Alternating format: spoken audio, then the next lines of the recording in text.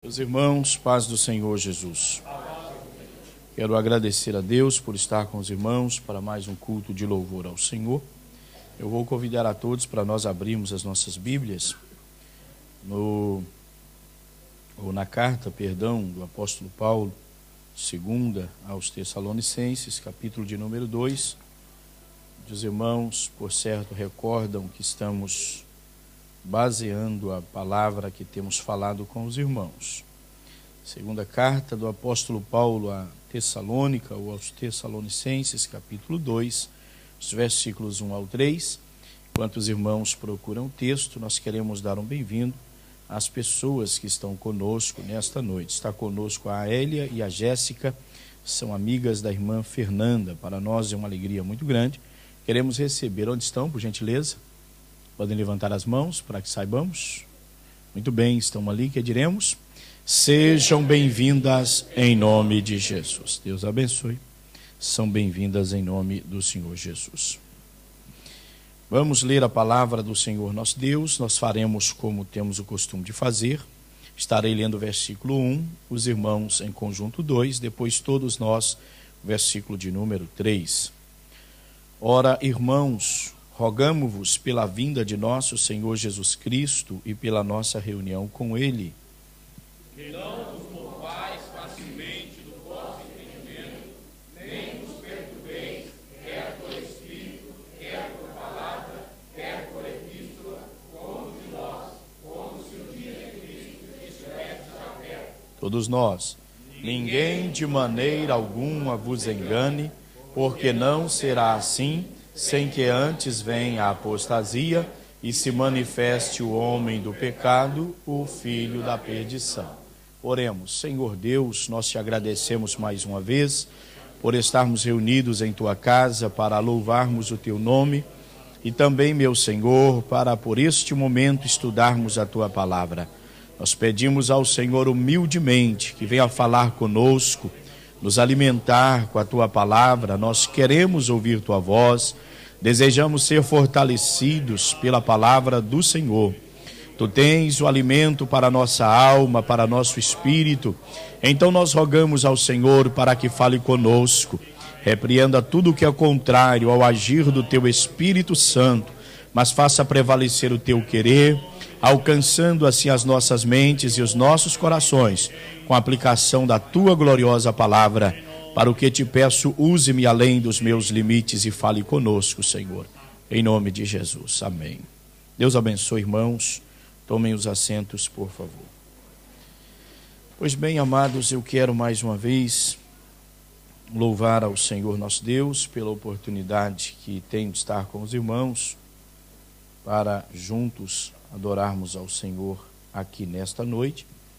Estaremos com os irmãos dando continuidade ao que temos estudado nesses dias com os irmãos. Os irmãos, por certo, recordam que temos falado sobre a apostasia, e a palavra que tenho falado com os irmãos é nós observarmos pela palavra de Deus como podemos escapar da apostasia.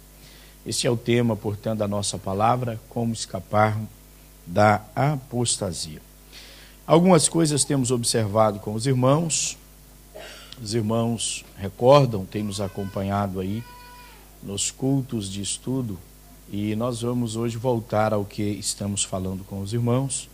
Estamos para finalizar um assunto, eu penso que os irmãos recordam, então nós vamos voltar ao que estamos estudando com os irmãos. Eu vou convidar a todos para abrirem as Bíblias em Romanos, capítulo de número 12. Vamos retornar ao texto que estamos estudando com os irmãos. Romanos, capítulo de número 12. Quantos irmãos procuram o texto? Embora provavelmente a maior parte já encontrou, eu gostaria tão somente, talvez algumas pessoas não saibam, eu vi hoje pessoas que não sabiam, de informar aos irmãos, aqueles que não sabem, que a irmã Isabel, esposa do irmão Mode, ela partiu para estar com o Senhor, por quem nós estávamos orando, lá de Guiné-Bissau, Na madrugada de domingo para segunda, o Senhor Jesus a chamou ao descanso eterno às 3 da manhã. E hoje foi o seu sepultamento às 11 horas da manhã. Eu falei com o irmão Modi ontem e hoje já falei com o irmão Júlio. Não voltei a falar com o irmão Modi, mas falei com o irmão Júlio após o sepultamento. Eles agradeceram à igreja, principalmente a Secretaria de Missões, assim sendo os irmãos que são parte da Secretaria de Missões, por todo o apoio que deram a esta situação. Ou seja, desde que a irmã adoeceu, o irmão Júlio enviou-me uma mensagem e 2 vídeos, que posteriormente talvez apresentaremos aos irmãos, saída dela do hospital para o Senegal e o sepultamento. Mas a minha intenção tão somente é conscientizar os irmãos que a Secretaria de Missões deu todo o apoio possível. Nossa irmã retornou, ou seja, o seu corpo retornou para Guiné-Bissau e cumpriu-se o que diz a Bíblia, o corpo retornou ao pó. Falei com o Modi, ele agradeceu as orações, as contribuições dos irmãos e pediu aos irmãos, ou pede aos irmãos, que não esqueçam de orar por ele. Ele chegou a me dizer: sei que vocês estão longe, mas estão abraçados comigo. Pois bem, irmãos, então continuemos a orar pelo irmão Modi, por seus filhos, né? Tem 2 criancinhas, são aquelas crianças que aparecem aí no slogan do nosso trabalho em Bissau. Aqueles 2, aquele menino e a menina, são filhos do irmão Modi. Nós vamos voltar então ao estudo da palavra do Senhor nosso Deus, Romanos capítulo de número 12. Eu pedirei à igreja que leia para mim o versículo de número 1, todos os irmãos, por favor.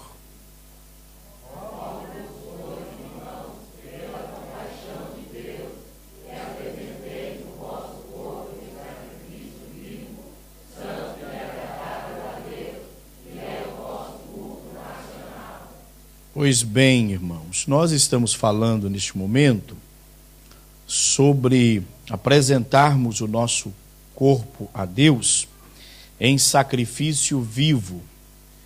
Eu acredito que os irmãos estão recordados sobre o que temos falado com os irmãos. Na semana passada, nós paramos quando enfatizei aos irmãos aqui o que significa colocar o nosso corpo à disposição de Deus. Para o que tomamos por base Levíticos capítulo 17, versículo de número 9. Os irmãos devem recordar, estudamos lá com os irmãos. E Romanos capítulo 6, versículo de número 13. Eu quero ler o versículo 13 do capítulo 6 de Romanos, onde a Bíblia está dizendo: tampouco apresenteis os vossos membros ao pecado por instrumentos de iniquidade, mas apresentai-vos a Deus como vivos dentre os mortos, e os vossos membros a Deus como instrumentos de justiça. Bom, nossa intenção é darmos seguimento ao que estamos falando com os irmãos, que faz parte do nosso culto a Deus, apresentarmos ao Senhor o nosso corpo em sacrifício vivo. E em segundo lugar, em sacrifício santo, que deve ser agradável ao Senhor nosso Deus. Dentro do que nós já discorremos com os irmãos, não é necessário retornarmos lá. Nós seguiremos o assunto a partir daqui para frente. E eu quero, dentro desta questão que estamos falando convosco, observar que existem 2 coisas que vão provar para nós, ou provam para nós, se estamos vivos no altar do Senhor nosso Deus. Eu quero lembrar os irmãos que esta colocação do apóstolo Paulo, que devemos apresentar o nosso corpo a Deus em sacrifício vivo, isto não está na Bíblia por acaso. Não está na Bíblia por acaso. Lembrando os irmãos que no sistema antigo, na questão dos sacrifícios a Deus, eu quero lembrar os irmãos que o animal ele tinha que ser morto. Aqui a Bíblia está falando do sacrifício vivo. Mas já estudamos com os irmãos de uma forma pormenorizada o que significa isto, pois fala-se do homem no altar de Deus, que já morreu para o pecado, para o mundo. Quando digo homem, estou dizendo ser humano, mas está vivo para Cristo. Ou seja, nasceu de novo, é uma nova pessoa, é uma nova criatura e está vivo no altar do Senhor nosso Deus. Dentro de tudo o que discorremos com os irmãos, chegou a hora de observarmos que duas coisas vão provar se nós estamos vivos no altar do Senhor nosso Deus. É muito importante nós considerarmos isto, e eu chamo a igreja para tomar atenção a isto. Se os irmãos têm o costume de anotar, que anotem, pois é para nosso crescimento espiritual. A primeira coisa, irmãos, é o desejo de fazermos alguma coisa para Deus. Isto demonstra, e de forma clara, inclusive, que nós estamos vivos no altar do Senhor nosso Deus. Se os irmãos tomarem atenção ao versículo 13 do capítulo 6, a Bíblia está dizendo para nos apresentar a Deus. Aqui no capítulo 12, versículo 1, novamente o apóstolo Paulo está dizendo: rogo-vos, irmãos, pela compaixão de Deus, que apresenteis. Isto está partindo do homem que está debaixo do governo do Espírito Santo. Eu usei a linguagem que é a resposta do homem ao sacrifício de Deus através de Cristo na cruz do Calvário. Ou seja, o que Deus fez por nós encontra agora a resposta ao que Ele espera, a nossa ida voluntariamente ao altar do Senhor nosso Deus para adorá-lo, para glorificá-lo, para bendizê-lo, para prestarmos algo ao Senhor nosso Deus, que será agradável aos seus olhos. Neste domingo eu não estive na escola dominical. Quem vieram, por certo, foi avisado que eu não estava passando bem de saúde. E foi abordado aí aos irmãos que não há nenhum crente que ele não tenha o que fazer dentro do reino de Deus. Não há nenhum. Ninguém se excusará disso. Jesus deixou isso claro para nós em Mateus 25, versículos 14 ao versículo de número 30. Jesus trabalha esta questão. É claro que ele distribui talentos segundo ele mesmo. Isso não é uma questão humana. Não somos nós que enfatizamos isso. Jesus disse lá que foi distribuídos talentos segundo a capacidade de cada um. Mas a um foi dado 5, a outro 2, e ao último dos servos foi dado um talento. De forma que não existe ninguém dentro do reino de Deus que poderá escusar, dizendo para Deus assim: eu não tinha o que fazer e por isto eu não fiz, ou não me apresentei ao altar do Senhor, porque eu não tinha nada para apresentar. Todos nós temos. E a grande verdade, irmãos, é que se nós prestarmos um bom trabalho ao Senhor nosso Deus com aquilo que nós temos, que por vezes nós olhamos pensando que é pequeno, mas se veio da parte de Deus é algo muito grande que deve ser valorizado. Se nós prestarmos um bom trabalho com isto aí, nós cresceremos, não resta dúvida, e é certo que Deus poderá nos dar mais, pois desempenhamos bem aquilo que Deus nos confiou, aquilo que Deus colocou em nossas mãos para fazermos. Logo, irmãos, provará para nós se estamos vivos no altar do Senhor nosso Deus, em primeiro plano, o desejo de fazermos para Deus. Todo cristão vivo espiritualmente, ele tem o desejo de fazer algo para o Senhor nosso Deus. Preocupa muito quando nós observamos uma igreja, olhe para cá por favor, anêmica, uma igreja que não é atuante, uma igreja que não marca espaço ou demarca espaço, uma igreja que não tem dinamismo, que não tem vigor, uma igreja que você percebe que eles não são ousados. Irmãos, atenção a isto, não são ousados e não atrapalhados. Ser atrapalhado é uma coisa e ousado é outra. A ousadia vem do Espírito de Deus para as nossas vidas. É preciso que o cristão, que o crente, que a igreja seja uma igreja ousada, uma igreja vitoriosa, uma igreja dinâmica. Eu disse aqui, acho que foi no sábado, que o que justifica a continuidade, a permanência da igreja de Jesus sobre a terra, irmãos, são almas que precisam ser salvas. São pessoas que temos para ganhar para Jesus. Eu não sei Mas às vezes eu penso, quantas pessoas aqui em Catujalgo Jesus vai salvar no dia de amanhã? Talvez eu passe por uma pessoa hoje e desconheço, mas ele será um servo de Deus no dia de amanhã. Talvez amanhã ele estará pregando a palavra de Deus em cima desta tribuna. Talvez estará aí na porta recebendo outros. Talvez estará em um departamento da obra de Deus. Talvez estará nos auxiliando na obra missionária, não sei. O certo é que a igreja, ela precisa ser ousada. Ela precisa ter o desejo de fazer algo para Deus. Isso prova que nós estamos vivos no altar do Senhor nosso Deus. Onde a vida, irmãos, há ruído, há barulho. Onde a vida há barulho, há ruído. E haverá também resultado. Isto nós podemos ter certeza. Eu acho um texto muito significativo, embora não esteja dentro do que nós estamos falando no sentido de texto, mas está no contexto de forma geral.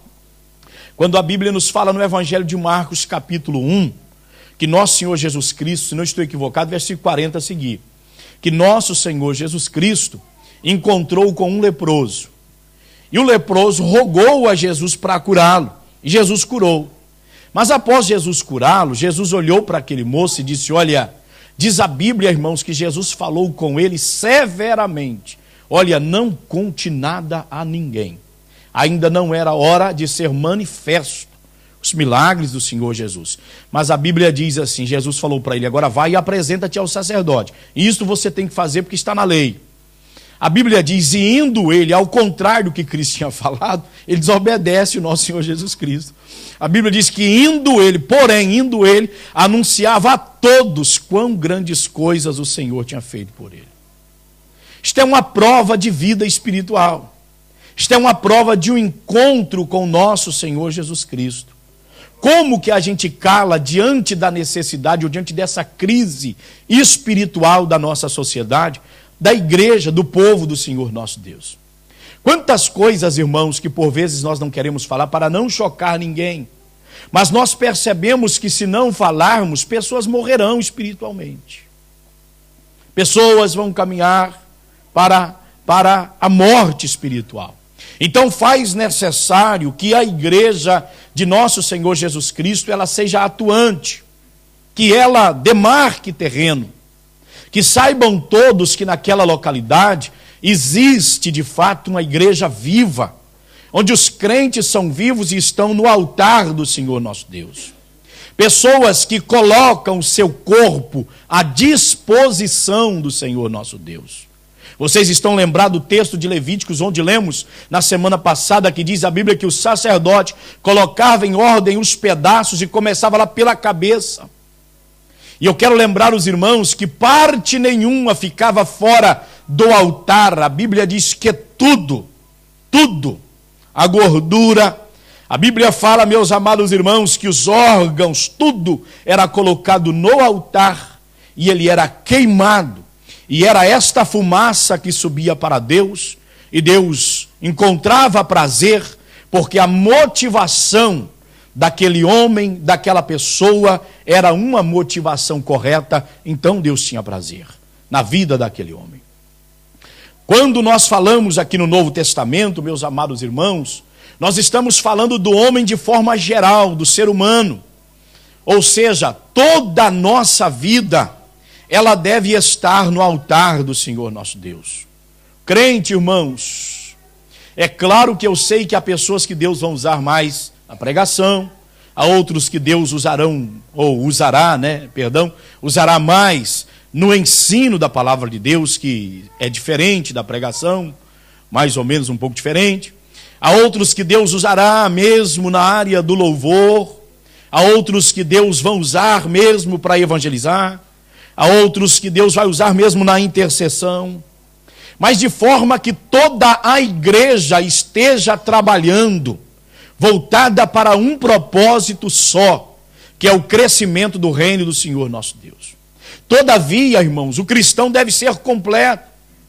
O cristão, ele não pode apresentar ao Senhor nosso Deus com o entendimento de que porque ele ora, ele não lê a Bíblia, de que porque ele lê a Bíblia, ele não ora, de que porque ele evangeliza, ele não precisa contribuir com missões, ou de que porque ele é um ofertante da Secretaria de Missões, ele está excluso e não precisa evangelizar. O cristão deve ser completo. Tudo que vier à nossa mão para fazermos na obra do Senhor nosso Deus, nós devemos fazer com muita alegria, com muito prazer. Nós devemos ter o desejo de fazer algo para Deus. Há um tempo desse atrás, alguém me disse, falando em relação a uma igreja que ele esteve no Brasil, muito grande. E ninguém aqui é melhor do que o povo de lá, não. Sabe o que essa pessoa me disse? Alguém que esteve entre nós falou: pastor, eu fiquei preocupado porque ninguém quer fazer mais nada para o Senhor. E está chegando uma situação que, quanto a cargos dentro de igreja, trabalhos dentro da igreja, porque o nome da obra é trabalho mesmo. Aí disse ele para mim: ainda que for pago. Eu vi lá, estava pagando, procurando pessoas para ser pago dentro da igreja. De obra ninguém quer. Isto está mostrando para nós, irmãos, que nós estamos, estou usando o termo aqui no geral, nós estamos num lugar muito perigoso. Porque quando Jesus fala em Mateus 24:12, atenção a isto, Jesus diz que por se multiplicar a iniquidade, o amor de muitos esfriará. Jesus não está falando de amor acabar. Jesus está falando de amor esfriar. Jesus não está falando de amor extinguido, ou seja, que foi completamente desaparecido. Problema da igreja da atualidade, inclusive eu queria até abordar esse assunto já para o final, nós tivemos mais para frente desse estudo. Problema da igreja da atualidade não está sendo a questão em si do amor, mas a intensidade do amor. Porque amor as pessoas até têm, mas não é a medida que Deus quer que nós tenhamos. Isto tem sido comprovado para nós, irmãos. As pessoas não estão caminhando, não estão no nosso meio, as pessoas não estão indo conosco. Se perguntar a todos, não estão todos indo para o céu? Não são todos servos de Deus? Todos não foram salvos? Todos não têm uma cruz sobre as costas e estão carregando esta cruz na esperança de trocá-la, como nós costumamos sempre falar, é uma força expressão, né? Trocá-la por uma coroa de glória. Não estão todas as pessoas envolvidas na obra nesta esperança? Mas quando nós observamos a vida diária de algumas pessoas, você percebe que o amor não extinguiu, mas esfriou-se. Não é aquele amor intenso que Deus espera que o cristão tenha. Se os irmãos bem recordam, quando eu falei aqui sobre a carta de Jesus para a igreja de Laodiceia, Jesus estava falando ali, eu disse aos irmãos que Jesus estava falando de um fogo, meus amados irmãos, que consome o ser humano, ou seja, que arde dentro do ser humano. A igreja precisa ter isto. Por que será, meus amados irmãos, que o volume das nossas obras para o reino de Deus, esse volume diminui a cada dia? Porque nós não temos a intensidade do amor que nós devíamos ter.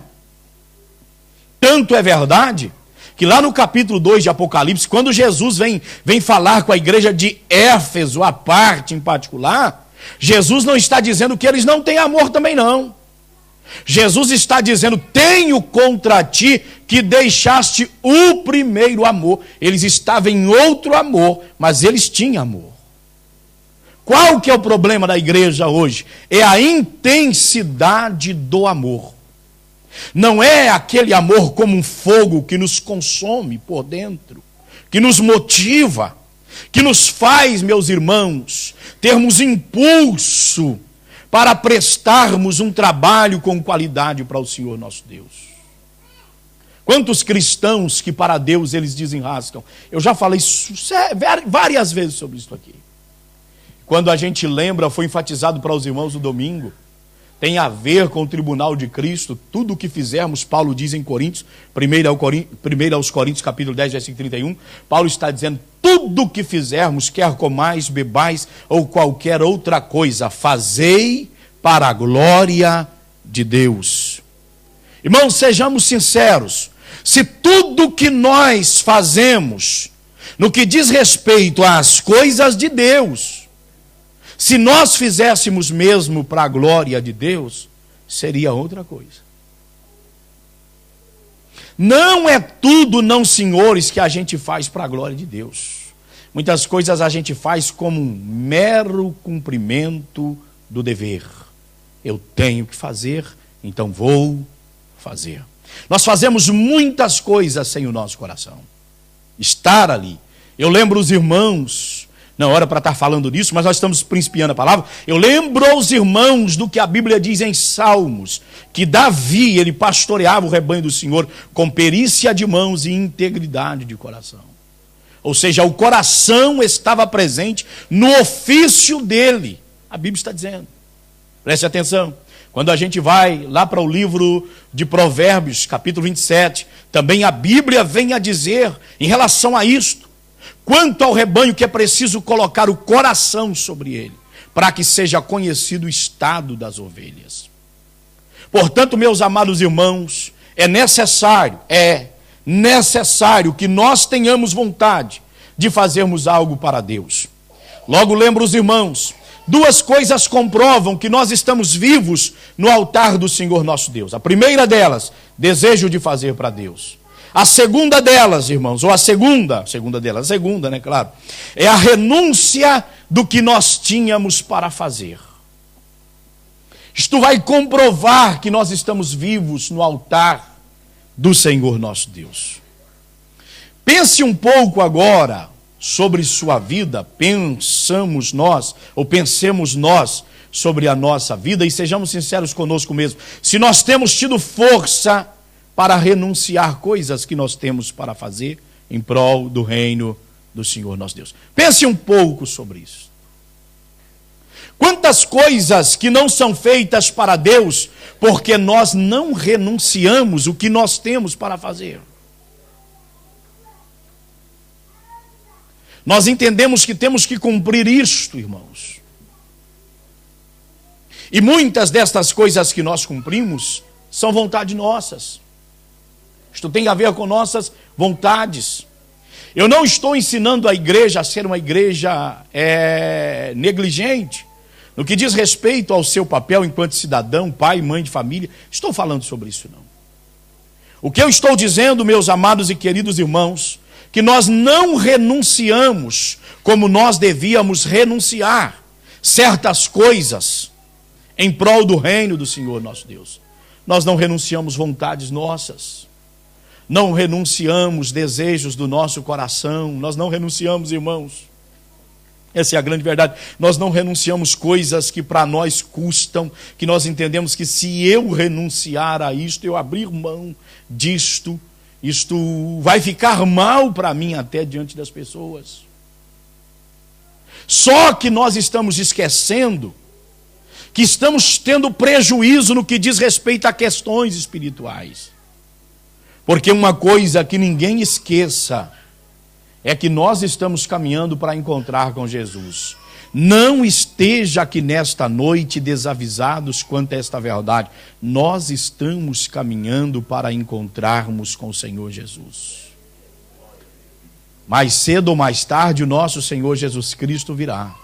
E quando ele vier, diz a Bíblia que todos nós compareceremos. E isto, irmãos, se salvos, já acontecerá imediatamente após o arrebatamento da igreja. Arrebatou-se a igreja, salvos, todos comparecerão perante ele para o tribunal, depois que é bodas do Cordeiro. Isso será imediatamente. Então, amado e querido irmão, o cristão vai fazer alguma coisa, apresentar a Deus, porque ele está de olho arregalado nas recompensas de Deus? Não, eu disse aos irmãos que ir ao altar de Deus é porque nós estamos vivos, espiritualmente.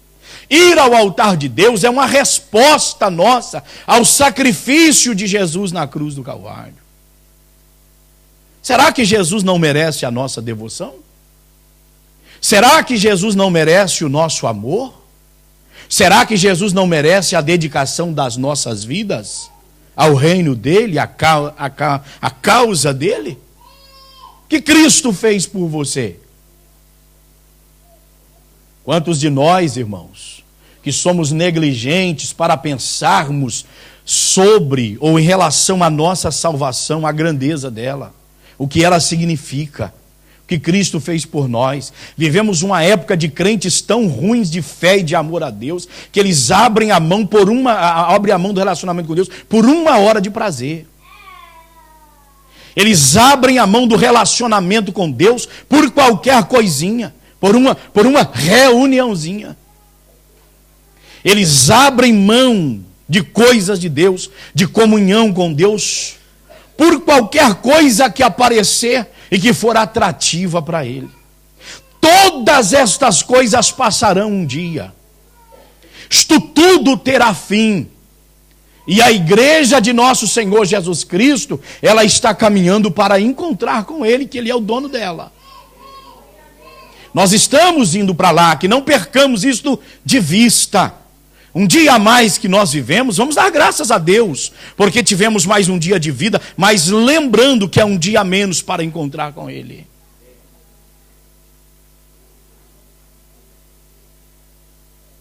Muito bem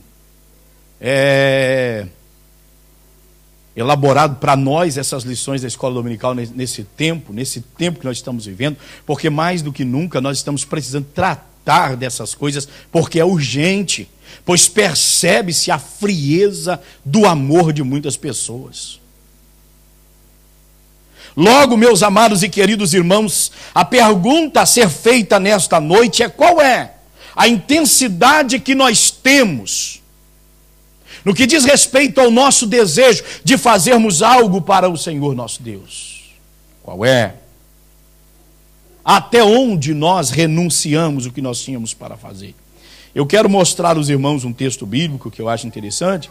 Vá para Atos, por exemplo, capítulo de número 9, por favor. Você sabe que lá está falando sobre a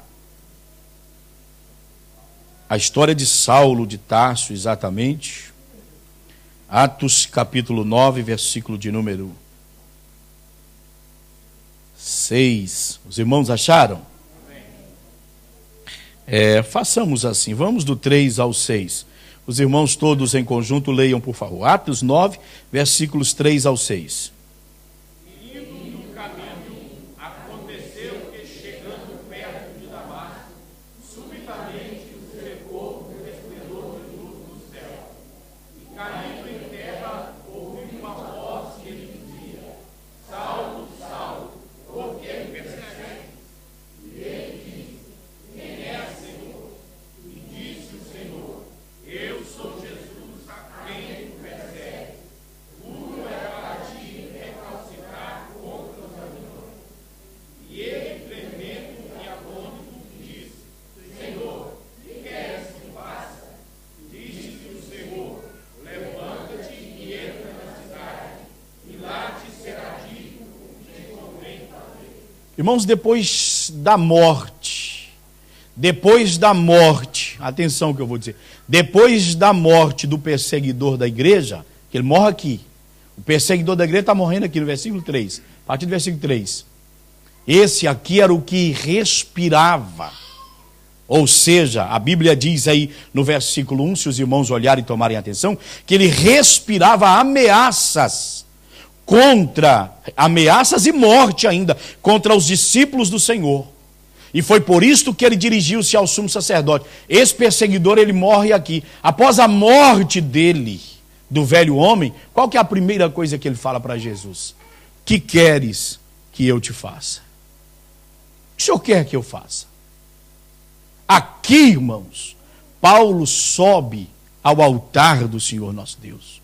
Ele apresenta a sua vida ao altar do Senhor nosso Deus. Deixa eu fazer uma breve explicação aqui em relação, provavelmente, a Bíblias que são de diferentes traduções, exato? Há traduções, por exemplo, se nós formos para a atualizada, que ela vai negar isso para nós. A atualizada, ela não tem esta parte: Senhor, o que queres que eu faça? Ela não tem isso. Também não precisa ter, porque o próprio contexto vai mostrar isto para nós. Vai mostrar o apóstolo Paulo desistindo de uma missão que ele tinha, que era contra a vontade de Deus, contexto vai mostrar isso para nós, e a disposição que ele passa a ter para fazer algo para o Senhor nosso Deus. Mas a Bíblia que nós temos, Almeida Revista Corrigida, que é a linguagem que eu estou usando aqui, que a maioria dos senhores tem aí também, pois eu ouvi os irmãos lerem, ela está dizendo para nós, no versículo de número 6, que ele, tremendo e atônito, disse: Senhor, que queres que faça? É a primeira pergunta que ele faz para nosso Senhor Jesus Cristo.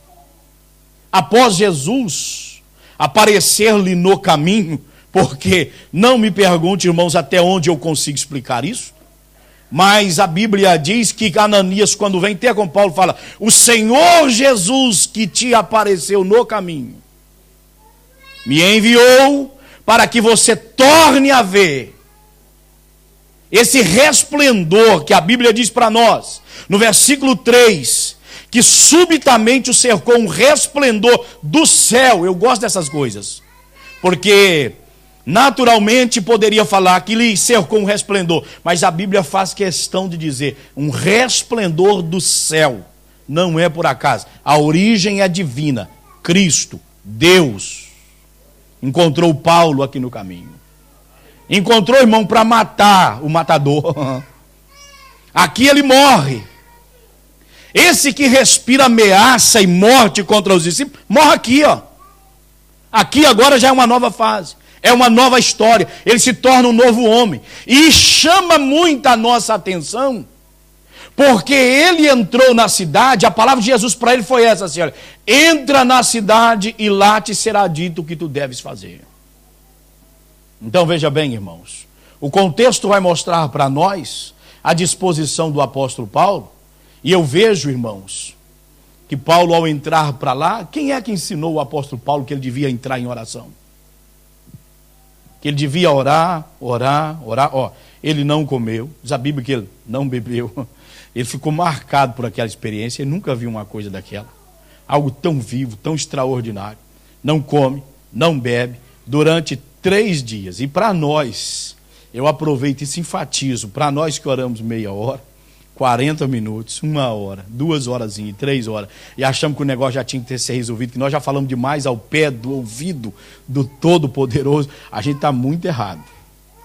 É 3 dias depois que Jesus diz para Ananias assim: Ananias, vai, porque ele está, falando naquela hora, ele está orando. Você está entendendo o que eu quero dizer? Vai lá, porque ele está orando. E é interessante que Jesus diz assim: e ele teve uma visão com um homem, maravilha, isso é extraordinário, por nome Ananias. Jesus deu até o nome do indivíduo que ia lá visitar ele.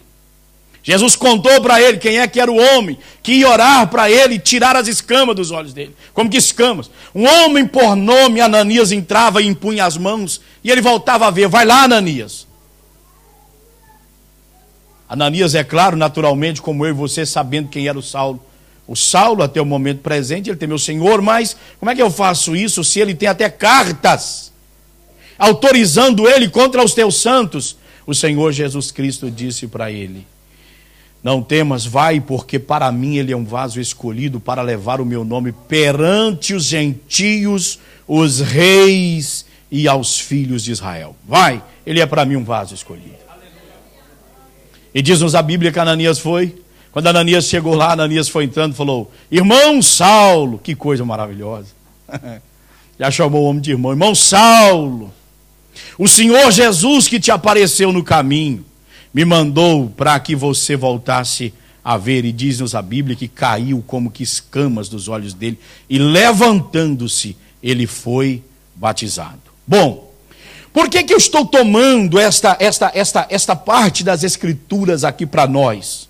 É porque está bem claro para nós que a primeira coisa que vai mostrar que um cristão está vivo no altar de Deus é o desejo que ele tem de fazer alguma coisa para Deus. Irmãos, quantos de nós que não sabemos por que nós somos salvos? Por que nós fomos salvos? Olha, Jesus não estava brincando com as coisas, ou Deus olhando para a terra, brincando, e falou, vou salvar esse, vou salvar aquele outro. Isso não é uma brincadeira, não, isso é um plano. Planejado pela mente do Deus eterno, Ele planejou. Deus planejou o sacrifício de nosso Senhor Jesus Cristo lá na cruz do Calvário. Diz que o homem pecasse ou sequer existisse, a Bíblia diz que Jesus, ele já é apresentado como o Cordeiro de Deus. Sabendo Deus que o homem pecaria contra ele e precisaria de ser redimido, ser resgatado, ser salvo. Muitos de nós sequer sabemos o porquê que nós somos salvos. Jesus agora fala para Ananias, vai lá e fala para ele, que importa que ele sofra pelo meu nome. Sabe uma coisa que eu paro e penso nessa passagem, irmãos? Não tem jeito de servirmos a Deus de forma barata. Não tem. Não tem.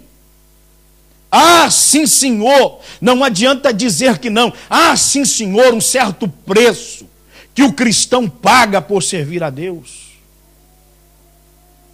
A nossa libertação, ela foi dada-nos por Jesus na cruz do Calvário. Mas olha, vencer a você todos os dias, porventura isso é fácil? Você olhar para você mesmo e dizer, não, por amor a Cristo eu renuncio. Não, por amor a Cristo eu não faço. Quantos de nós, irmãos, quantos de nós que deixamos de estar em certos lugares, sabe por quê? Para estarmos em outros lugares com o propósito de glorificarmos a Jesus. Quantos de nós que deixamos de fazer alguma coisa com o propósito de glorificarmos o nome do Senhor Jesus? Quantos de nós que levantamos pela manhã pedindo a Deus, Senhor, me dê graça para que eu não desfaleça na minha caminhada, me ajude a continuar vencendo a minha natureza, me dê graça para isso. Brinque para você ver, pensando assim que Jesus te salvou, tal, no estalar de dedo, e que você agora está garantidinho, que você é aquela carta seladinha que vai até o destino, e vá brincar com as coisas de Deus, não valorize elas não, não viva com Deus, não cultive a sua vida com Deus não, para você ver se você não vai parar para além de Bagdá. Você vai se perder no caminho, tem muita gente perdida que não sabe. Tem muita gente desorientada, principalmente nesse tempo. Nós vivemos um tempo de crise espiritual que nós não sabemos qual é o tamanho dela.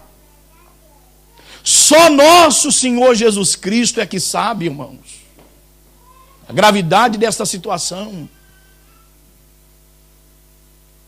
Graças a Deus, olha, eu quero louvar a Deus, embora hoje é um dia de feriado, né?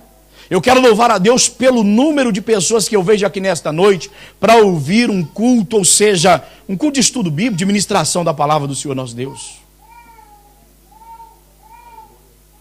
Mas lamentavelmente os irmãos sabem que estamos vivendo uma época que as pessoas recebem informação, eles têm informação. Não é que eles não estão tendo informação, eles até recebem, têm informação.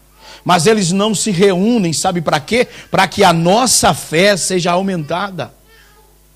Eles não reúnem para prestar um culto de adoração a Deus no coletivo, onde eu olho para você, meu irmão, que é parte do mesmo corpo que eu sou, também parte, onde você olha para mim, onde nós juntos adoramos ao Senhor nosso Deus, glorificamos e bendizemos o seu nome. Eu me preocupo batendo na tecla sempre com esta questão de pessoas que não congregam regularmente, Você precisa corrigir isto. Nós precisamos ouvir a palavra do Senhor nosso Deus. Mesmo que eu leia, mesmo que eu medite na palavra em casa, eu preciso também ouvir a palavra de Deus ser ministrada. Eu preciso vir à escola dominical para me aprender. Eu preciso estar no culto de terça-feira para me aprender. Você precisa, nós precisamos saber por que nós somos salvos. Há um propósito de Deus para a nossa salvação. Assim como Cristo te salvou, Jesus não quer aquele seu vizinho no inferno. Falar que há isso no coração do Senhor nosso Deus, meus amados irmãos, é não conhecer a Deus. Eu não consigo, irmãos. Embora possa até existir essa linha de raciocínio, para mim é se valer de uma verdade e desfazer de outra, que deve estar junta, andar junta. Eu costumo sempre dizer, uma verdade não anula outra. Ela não anula outra. Deus não quer que ninguém se perca.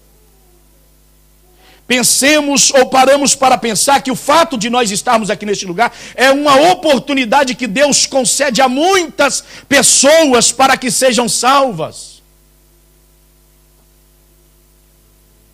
Esses dias eu comentei com alguém em relação à salvação do meu pai. Falando, olha, que dia que meu pai imaginava, agora ele está com Jesus, né? Mas que dia que meu pai imaginava que obra que ele começou lá, ainda mais nós, de onde é que nós éramos. Ainda mais nós, irmão, de onde éramos. E se ia dar continuidade na Europa, irmão. Íamos estar aqui fazendo obra do Senhor nosso Deus. Batizando pessoas, passando pessoas pelas águas. Eu já passei pessoas pelas águas de várias nações.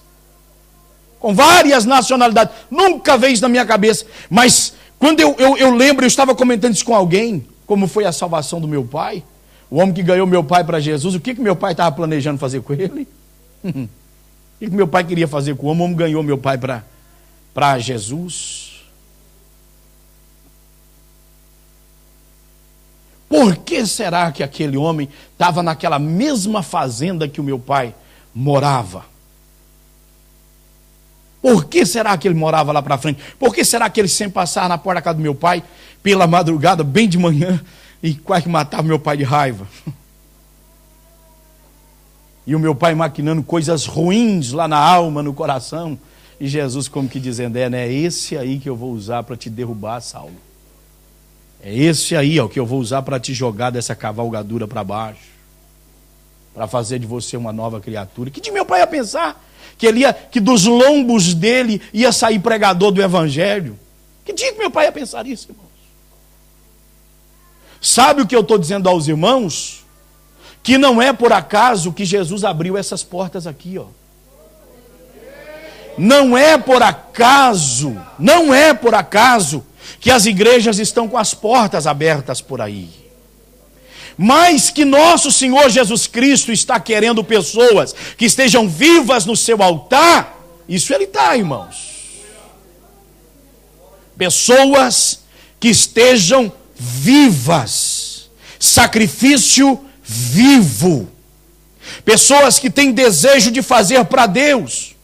Que como o apóstolo Paulo diz, Senhor, o que queres que eu faça?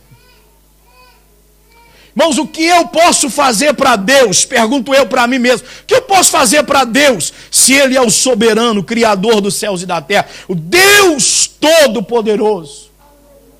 Que não precisa de mim para nada. O que eu posso fazer para Ele? O que nós podemos fazer para Ele? Você já se deu para o fato, já se acordou para o fato de que Ele agrada quando você abre a sua boca e o adora em espírito e em verdade? Eu não estou falando de cantoria, eu estou falando em espírito e em verdade. Você já parou para pensar que a Bíblia diz que Deus é espírito? E para Ele importa que os que adorem o adorem em espírito e em verdade. Você já parou para pensar que isto alegra o coração? O que eu posso fazer para Deus? Sabe o que a gente é, irmãos? Se não é graça de Deus nas nossas vidas, não passamos de insetos. Nós não somos nada, irmãos. Você não é nada sem Jesus. Disse ele em João 15, versículo 5, parte final. Ali é nossas limitações. Sem mim nada podeis fazer. Mas eu fico maravilhado quando a Bíblia descreve o estado do homem, diz que ele é erva. Diz que ele é erva. Ele é como a fumaça. O que você é sem Jesus? O que eu posso fazer para esse Deus Todo-Poderoso? Quem é, irmãos, que é honrado nessa questão aí? Sou eu, o Criador, querendo que eu faça algo para Ele.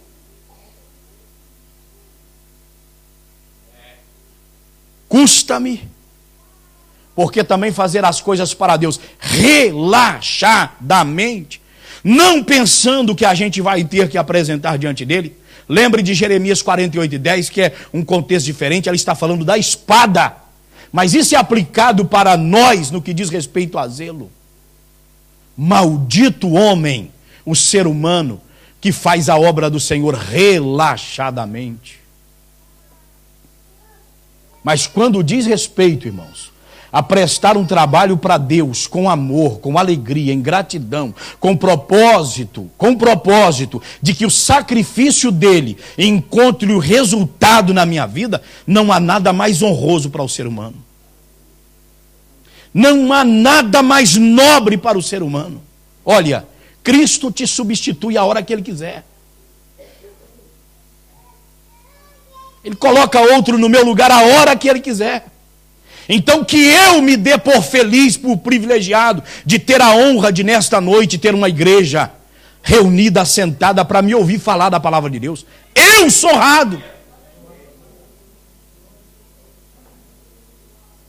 Você é honrado por servir a Jesus.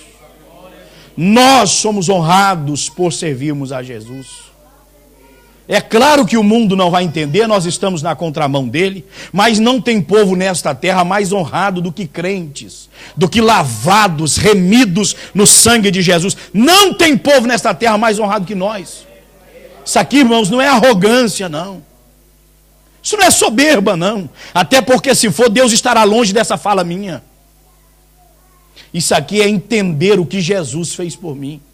É entender o que Ele fez por nós. Eu lembro, um dos sermões que todo cristão devia conhecer é o sermão Pregadores nas Mãos de um Deus Irado, de Jonathan Edwards. Que lá ele diz que o ser humano é como um inseto que está preso à telha sobre fogo na mão de Deus, já para descer para o inferno. Certo pregador dizia que o que faz com que cada um de nós não caminhemos para o inferno todos os dias é exatamente misericórdia do Senhor nosso Deus. Sabe, irmãos, eu vejo tantos crentes que não percebem a honra que Cristo deu para ele. Não esqueçamos que o que Jesus fez por nós foi muito grande. E não há como, meus amados e queridos irmãos, se de fato nós estamos vivos no altar do Senhor, não termos desejo de fazermos algo para o Senhor nosso Deus. Isso deve partir de nós, toda a igreja ativa nesse processo. Que eu posso fazer? Deixa eu lembrar a você uma coisa lá no Velho Testamento, é contexto também que não está ligado diretamente ao assunto. Mas quando Moisés estava lá em cima daquele monte, Arão e Ur subiu com ele, e diz-nos a Bíblia que Josué guerreava lá embaixo. Moisés com as mãos levantadas, o povo prevalecia. Moisés cansava suas mãos, o que é natural. Então a Bíblia diz que Amaleque começava a prevalecer. Sabe o que Arão e Ur fizeram? Sabe o que parece que a gente quer entender ali na entrelinha do texto? É como se ele estivesse dizendo assim: Moisés, deixa a gente te ajudar. Moisés, o que nós podemos fazer? Diz a Bíblia que eles pegaram uma pedra, colocaram para Moisés sentar, e um segurou o braço e o outro segurou, como que dizendo: se é por causa de você ter as mãos para cima, então Israel vence. Então Israel vai vencer. E qual foi o resultado? Venceu. E quando termina aquela peleja, aquilo é extraordinário. Deus vai falar para Josué que teve coragem de enfrentar Amaleque. Essa é a primeira batalha que eles travam depois que saem do Egito. Olha, diz para Josué, fala para ele, Moisés, diz para Josué que eu vou riscar a memória de Amaleque debaixo do céu, por ter feito isso com o meu povo. Eu riscarei. O que quer dizer isso, irmãos? Aquele que enfrenta um servo de Deus, aquele que se opõe a um servo de Deus fiel, você está achando que ele está se opondo a nós? Você está achando que o Paulo se opunha a Pedro, João, Tiago, Tomé? Olha Jesus dizendo: quem és tu, Senhor? Eu sou aquele que tu persegues.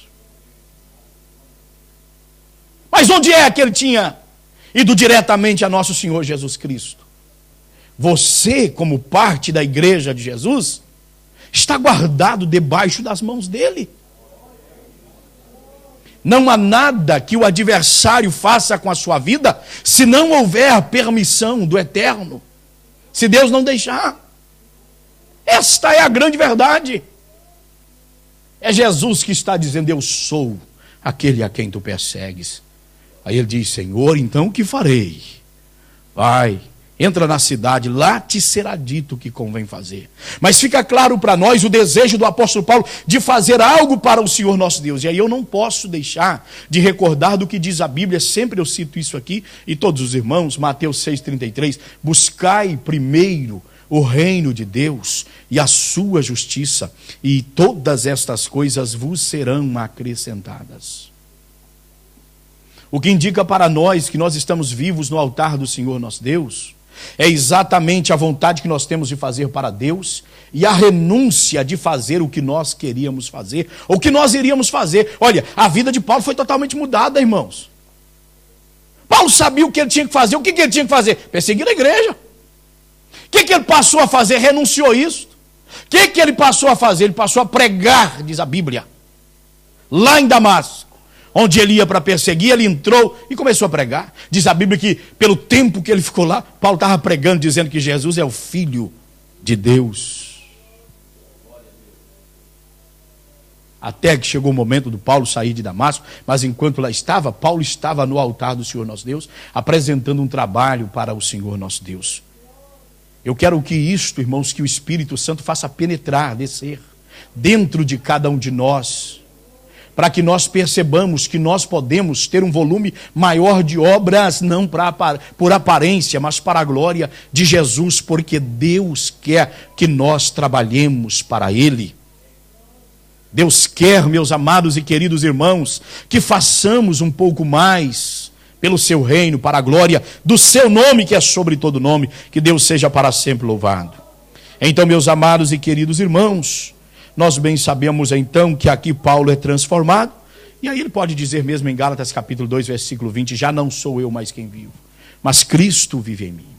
A vida que agora vivo na carne, vivo-a na fé, no Filho de Deus, aquele que por mim se entregou. Deus seja louvado. Bom, eu ainda tenho alguns minutos aqui falando sobre essa questão do desejo de fazer para Deus. Eu queria só contar um exemplo aos irmãos. São tantos exemplos. Hoje pela manhã na consagração, as irmãs, né? Ficou lá com as irmãs, nós os homens ficamos só ouvindo. Mas as irmãs começaram a contar testemunhos. Irmãos, ardeu muito no meu coração, eu saí mesmo edificado, já da oração e depois de testemunhos. A gente percebe o quanto é bom a gente ouvir testemunhos, porque conhecemos as pessoas, né? Sabemos logo da seriedade das pessoas, então sabemos que não estão brincando. Coisa séria. Eu comecei a pensar, né? E a lembrar, por exemplo, disso aqui que vou citar, e esses dias agora de um testemunho que eu vi, irmãos, que tocou muito o meu coração. Uma certa irmã que é missionária, contando que, segundo ela, né? Aconteceu com ela que, naquelas regiões ribeirinhas lá do Brasil, ela precisava de levantar recursos para a obra missionária e contou toda a situação ao pastor presidente. O pastor presidente falou: eu vou liberar você para passar nas EBFs e veja o que consegue levantar. Bom, ela foi, contou toda a situação, foi aberta as portas para ela. É mais ou menos aí, eu vou lá logo no assunto. E aí, irmãos, as pessoas quase que não tinham, dizendo ela que depois voltou no dia para recolher. Quando foi recolher, uma coisa chamou a atenção. Um garoto, um menino, pegou e falou para ela assim: eu estava te esperando. E ela: pois bem, eu trouxe aqui o que eu separei para Deus, como a senhora tinha dito. E pegou e abriu a mãozinha dele, e colocou nas mãos dela. Quando colocou nas mãos dela, se me parece, irmãos, eu já não me lembro se era 20 centavos ou 40 centavos, uma coisa assim. E aí ela olhou para aquilo, claro, né? Foi agradecer o menino, e ele falou para ela assim: sabe como que eu consegui levantar esse dinheiro? Bom, como foi? É porque, assim, minha mãe todo dia quando sai pela manhã, ela vai trabalhar, ela dá 10 centavos para cada um de nós, que somos os filhos. E esses 10 centavos, nós temos farinha em casa para comer. Esses 10 centavos, cada um de nós compramos um ovo, porque se ela comprar os ovos, um come na frente do outro. Então, cada um é responsável pelo seu. Ela dá o dinheiro, 10 centavos para cada um. A gente compra um ovo e a gente pega o ovo e come com farinha. Até ela chegar à noite, geralmente ela traz comida do patrão, lá da casa dos patrão, que sobra, eles dão para ela e nós jantamos. Essa é a nossa comida. Ela falou, mas então peraí, e esse dinheiro? É dos meus ovos. E o que você comeu? Eu comi farinha e bebi água esses dias. Mas eu trouxe, a senhora falou para trazer que eles lá não têm o que comer. Ela falou que não queria pegar. Aí, segundo ela, o Espírito de Deus falou, pega. Ela pegou. Quando ela pegou, deve ter batido na cabecinha dele, nem agradeceu, e virou as costas, o Espírito do Senhor falou assim, volta lá que eu tenho uma palavra para ele. Ela voltou. Quando voltou, dizendo ela que saiu das bocas dela assim, porque tu fizestes isto pela minha obra, eu te levantarei como grande. Muda a sua história. Falou para aquela criança assim, a partir de hoje, sua história é mudada. Daqui a um tempo, políticos e empresários baterão a sua porta precisando da sua ajuda. Assim diz o Senhor. Jesus não negocia com ninguém. Mas um crente salvo, ele sabe que é salvo por algo, por alguma coisa. Quantos dos irmãos estão lembrados aqui, irmãos, do nosso porque somos assembleanos, do Comitê da Assembleia de Deus, que é aquele encontro mundial que acontece de quando em vez? Mundial. Aconteceu em Lisboa, se me parece o último. Foi aqui em Lisboa, Lisboa hospedou. Encontro das Assembleias de Deus de todo mundo. Passou aqui um santo pastor, isso eu tenho gravado, viu, irmãos? Isso eu tenho gravado. Passou aqui o pastor que desenvolve uma obra missionária lá entre o pessoal de fala hispânica. E ele deixou isso aqui, ó, na mensagem dele, pregada aqui em Lisboa, no pavilhão ali. Ele contou o quê? Ele deu testemunho da obra num determinado lugar e falou que, pronto, precisava de ajuda, oferta, essas coisas. Quando é depois, uma menina vai e procura ele juntamente com a mãe e dá a ele quase $100, uma coisa mais ou menos, quase $100. E ele pega a oferta, claro, né? Agradece a menina. E a menina fala assim, olha, pastor, isso aqui era para mim e minha mãe comprar nossa casa. Falou, mas $100 comprar uma casa? Ela fala, era a entrada. Nós começamos a juntar. Era para nós juntarmos e comprarmos uma casa. Ele agradeceu a menina, perguntou se sabia o que estava fazendo. Sim, tá bom, vai embora. Ele preletor numa festividade, pregando, irmãos, ele comovido com aquele testemunho, ele falou que não conseguiu, comovido com aquele testemunho, ele conta o testemunho. Contou, irmãos, como Deus faz, a gente nunca espera isso, nós não esperamos desse, daquele e tal, e contou o testemunho da menina. Estava atrás, eles não têm casa, queriam uma casa e tal. Bom, segundo ele, quando terminou a palestra dele para os irmãos, alguém chamou ele à parte, um senhor muito discreto, chamou à parte quando chegou, conversou com ele, falou, olha, aquilo da criança é verdade? Ele falou, é verdade, irmão. Isso de fato aconteceu. Falou, olha, é assim. Toma aqui, colocou um cheque na mão dele. Falou, olha, é assim. Deu o apartamento a essa criança, você tem como contactar ela? Tem. Então deu o apartamento a ela e a mãe, e o resto invista na obra. Segundo ele, tinha mais de $500 mil no cheque que havia colocado na mão dele. Apartamento da criança, $100 e poucos mil foi dado àquela criança. Irmãos, quem é salvo tem vontade de fazer, tem desejo de fazer. Por que eu sou salvo? Por que você é salvo? Por que nós somos salvos? Eu vou finalizar, meus amados irmãos, contando aos irmãos o que provavelmente vocês sabem, que na época dos chamados, ou da igreja chamada moraviana, eu estava falando com alguns irmãos esses dias, a Morávia é a antiga República Tcheca, República Tcheca. A igreja muito forte lá dentro, os ensinamentos muito fortes lá dentro. No ano de 1600, a história deles é antes de Martinho Lutero. Segundo as histórias, eles foram os primeiros que encararam a realidade de que toda a igreja deve evangelizar. Toda a igreja, que não é um grupo seleto de pessoas, mas toda a igreja deve evangelizar. Mas no ano de 1600, um rei católico assumiu tanto a Boêmia, que compunha aquela região, e a Morávia, e levantou-se, desencadeou uma forte perseguição contra os moravianos, porque eram fiéis ao Senhor nosso Deus. Queimou as Bíblias, queimou os livros deles dos cânticos, decapitou 15 líderes de igreja naquela época, cortou o pescoço deles, matou. Pegou muitos outros e levou para as minas, para os campos, escravizaram, colocaram para trabalhar. E o certo é, meus amados irmãos, que cerca de 16 mil famílias de moravianos tiveram que sair fugidas. Eles se tornaram pessoas, portanto, que fugiam para lá, para cá, escondendo-se. E é interessante, irmãos, que onde eles reuniam se tornava uma igreja ilegal aos olhos do Estado, mas eles não perdiam fervor, continuavam servindo a Jesus, reunidos como grupos, servindo ao Senhor Jesus. Por volta do ano 1700 e alguma coisa, parte desse grupo, um grupo chega bem na fronteira da Alemanha e entra para dentro. Ao entrar, encontrou um terreno onde eles entraram, e o dono do terreno, Zinzendorf, que é conhecido na história, quem estuda o cristianismo sabe muito bem disso, Zinzendorf os receberam.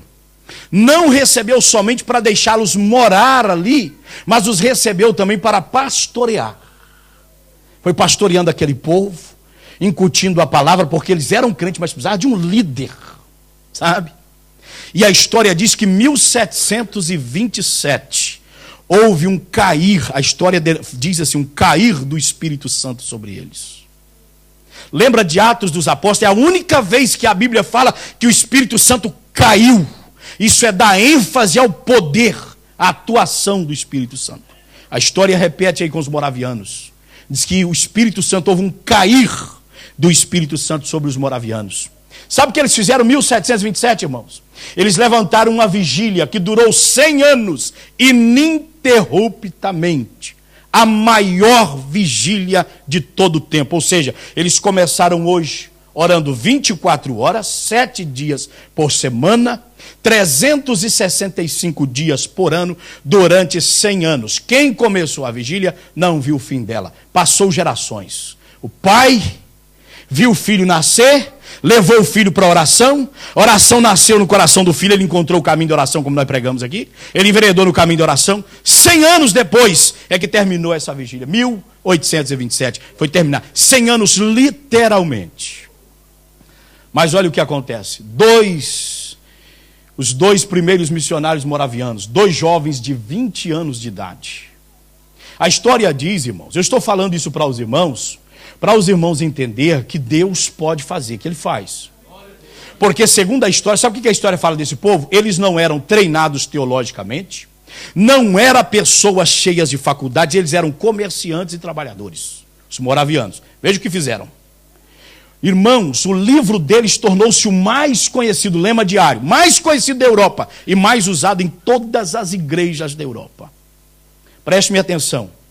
2 jovens de 20 anos, coveiros eles eram, abridor de sepulturas, você sabe o que é isso? Ficaram sabendo que lá no leste da Índia tinha uma ilha, e nesta ilha havia 3.000 africanos que eram escravos, não conheciam a Jesus, e os 2 conseguiram fazer contato com o britânico, que era dono da ilha, um britânico era dono da ilha. Entraram em contato com ele e falaram, olha, nós queríamos ir para a sua ilha para pregar a palavra de Deus para os escravos, queríamos evangelizar, queríamos falar para eles que Jesus salva, que Jesus é bom, que existe esperança quando sair aqui da terra. Aí o homem respondeu para eles, olha, nunca pensei de um pregador, de um clérigo ou de alguma pessoa interessar por uma coisa dessa, ainda mais sem sentido como é. Se vocês quiserem vir, eu libero vocês virem. Mas preste atenção, eu não dou 1 cêntimo, eu estou usando a nossa expressão, eu não dou 1 cêntimo pela passagem de vocês. Irmão, eles não tinham dinheiro. Como é que eles iam lá para o leste da Índia? Sabe o que? 2 jovens, irmãos, 2 jovens de 20 anos, a história diz. Sabe o que eles fizeram? Eles se venderam como escravos para o dono da ilha. Se venderam, levantou o dinheiro como escravo, pagou a passagem. Aí diz a história que no dia que eles estavam indo, a igreja reuniu, lá no porto, famílias, amigos, todo mundo gritava, alguns choravam e falavam, vocês são loucos, desistam, não vão. Vocês se venderam como escravos, nunca mais terão liberdade. Vocês estão indo para ser escravizados, é o resto da vida, não vão ver a gente mais, a gente não vê vocês. Aí o navio arrancou, saiu. Quando o navio saiu, eles gritaram os 2, de lá gritaram em voz alta, para que o Cordeiro receba a recompensa do seu sacrifício pelas nossas vidas, nós estamos tomando esta atitude. Você está entendendo o que eu quero te dizer? Eles pagaram, se venderam, para pregar o evangelho 100 anos de oração depois. Ei, irmãos, Jesus sabe que está ardendo na minha alma, para que nós voltemos para o altar da oração, porque se isso acontecer, esse Portugal vai arder debaixo do poder do Espírito Santo. Você vai ver paralíticos andar. Sabia disso? Você vai ver pessoas aprisionadas pelo diabo ser libertas pelo poder de Jesus Cristo. Você vai ver pessoas vomitar câncer. Você vai ver casamentos ser restaurados. Você vai ver meretrizes ter uma família para a glória do nome do Senhor, que vive e que reina para todo sempre. Olha, irmão, se isso penetrar na nossa alma, descer dentro de nós, e nós marcarmos os nossos joelhos, banharmos o chão com lágrimas, nós servimos a um Deus que faz. O que eu vejo nesses meninos aqui, ó? Nesses dois jovens, sabe o quê? Para que o Cordeiro receba a recompensa do seu sacrifício através das nossas vidas. Eles estão dizendo: o sacrifício de Cristo terá recompensa no nosso sacrifício também. Você pode achar que eu estou caduco, maluco, doido, o problema é seu. Talvez é você que está muito descrente, sabe? Eu estou convocando a igreja para crer que Deus não nos colocou aqui por acaso. Que Deus nos quer no seu altar. Sabe, irmãos, isso é tão sério. Depois a gente fala e a gente comete um erro, particularmente eu. Porque Deus sabe que até aqui eu tenho uma preocupação muito grande. Falar uma coisa em nome de Deus quando Deus não me mandou falar. Isso não é brincadeira, não. Falar em nome de Deus quando Deus não nos mandou falar, isso não é brincadeira. Se a gente falar por ignorância, Deus é misericordioso. Mas inventar histórias sem Deus ter nos mandado falar, isso é perigoso demais. Mas olha, agora eu vou contar isso aos irmãos. Os irmãos vão falar: por que não falou antes? Graças a Deus que eu contei pelo menos para 3. Mas veja a seriedade. Deus falou comigo na cozinha que ia recolher a esposa do Momode. E sabe o que alegrou o meu coração? Eu sei que está gravando, não devia nem estar. Porque o pastor Édano me deu um testemunho ontem, dentro do carro, do que aconteceu antes de vir para cá. Eu falei: então Jesus estava certificando que ele veio buscar ela lá na cozinha da minha casa. Eu liguei, pastor Esteu, teve de prova, foi por telefone e falei para ele. Falei: olha, estou aqui na cozinha e veio este sentimento ao meu coração, na sexta-feira. Jesus não está brincando conosco, irmãos. Nós estamos experimentando uma fagulha. Você sabe o que é uma fagulha? Isso é uma pontinha do que Jesus tem. Você viu o culto de domingo glorioso? Que pena que acabou logo, né? As horas foi embora mesmo, vai, é normal, mas que pena, a vontade da gente continuasse. Mas preste atenção numa coisa: isso aqui é uma fagulha do que a gente pode experimentar, do que nós podemos desfrutar na presença do Senhor nosso Deus. Para que o Cordeiro encontre a recompensa do seu sacrifício. Que Deus encontre eu e você dizendo: Senhor, o que tu queres de mim? O que tu queres que eu faça? 2 coisas eu encerro dizendo, irmãos. 2 coisas comprovam que estamos vivos no altar do Senhor nosso Deus: desejo de fazer para Deus e renúncia quanto à nossa vontade, principalmente quando a nossa vontade não é compatível com a vontade do Senhor nosso Deus.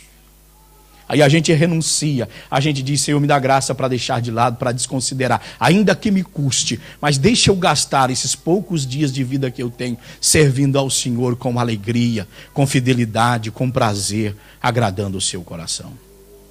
Queira Deus que eu, você, cada um de nós venhamos servir o Senhor assim. Se coloque de pé, por favor. Nós vamos encerrar o nosso culto desta noite, glorificando e exaltando o maravilhoso nome do Senhor. Meu amado e querido irmão, nós vamos orar ao Senhor, mas antes eu quero lembrar